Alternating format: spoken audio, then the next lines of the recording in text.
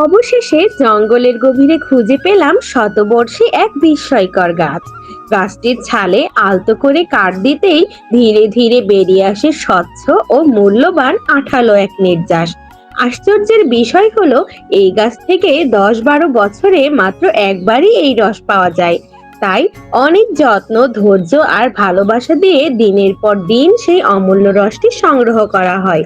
সংগ্রহ করা রস বরফ কড়াইয়ে জাল দিয়ে তা স্বচ্ছ তরলে পরিণত করা হয়, আর ঠান্ডা জলে ছোঁয়া মাত্রই সেটি সোনালী আভা নিয়ে পাথরের মতো শক্ত হয়ে যায়।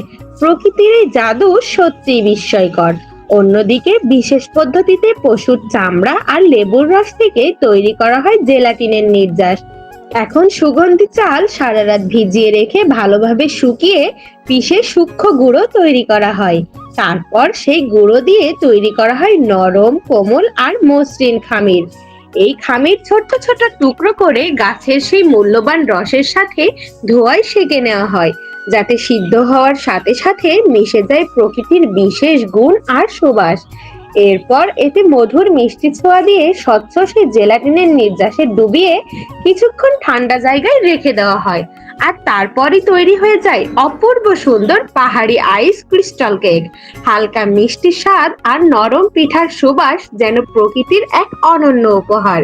এই কেকটি খেতে চাইলে কমেন্ট করুন, লাইক ও সাবস্ক্রাইব করে পাশে থাকুন।